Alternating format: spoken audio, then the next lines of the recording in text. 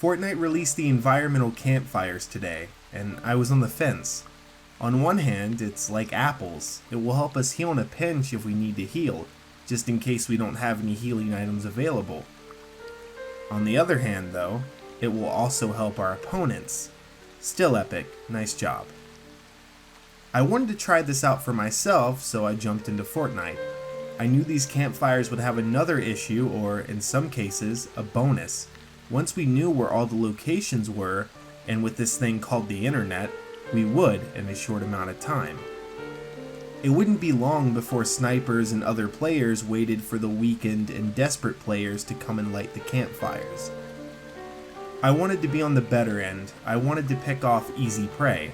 Before launching a solos game, I went on the internet and I found an infographic on all the campfire locations. Surprise, surprise, there was plenty in Wailing Woods. It's one of the best sniper locations too. The trees hide you and people don't see it coming. I start solos knowing roughly where each campfire is at. I drop Wailing Woods. Nowadays in Wailing, there's plenty of loot in this location, especially if you're dropping into solos. I was able to pull some decent loot too. But best of all, I got the gold suppressed sniper rifle. I waited for the circle, and it must be my day because the circle keeps on hitting Wailing. I'll spare you the details of the match and I'll bring you up to speed because honestly, most of it was boring. The final circle was in Wailing, there's 3 people left. I had my scopes on the only campfire that was available in the circle. I hear gunshots and see a massive build battle going on. They were both really good.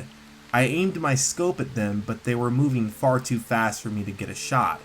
I'm a really great sniper at this game. Hitting 250 meter long shots isn't even super hard for me. It's just simple prediction of player movement and calibration to the sniper's notches. I see that one had finally been killed, and that the elite agent had been the winner. The elite agent didn't have any heals or anything. The elite agent went straight sprinting for the campfire. They made a fatal error in judgment though. 2 errors. The first error.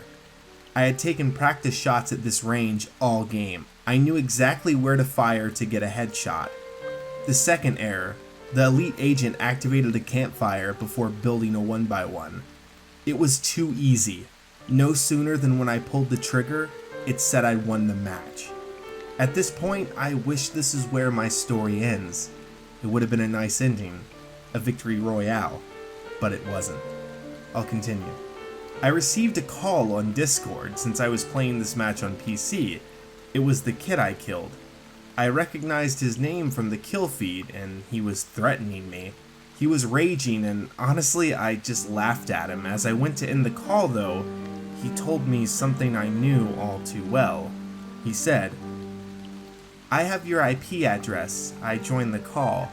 You like to kill people at fires? Well, you'll see." I thought nothing of it. When you play video games for a while, you get a lot of empty threats like, "I have your IP address" threats. So I just brushed it off and I headed to bed to chill and watch some YouTube videos. Later that night, I was woken up by a smell. It smelled like gasoline. I opened my room to the hallway. There was a person dressed in all black, with shiny goggles. I could see his eyes. They looked to be burning red. He looks at me and he says, "I found you. Now to light you up like you lit me up." He throws the rest of the gasoline on me. He runs to the other end of the hallway as I'm frantically trying to wipe gasoline off of me so I can call 911. I look up and I hear a strike. It's matches. He says 911 is the least of my issues now. He takes the lit match and throws it on my gasoline-covered house. What's more terrifying, if the fire gets to me, the gasoline on my body will accelerate all over me, and cause one of the most painful ways a person could die.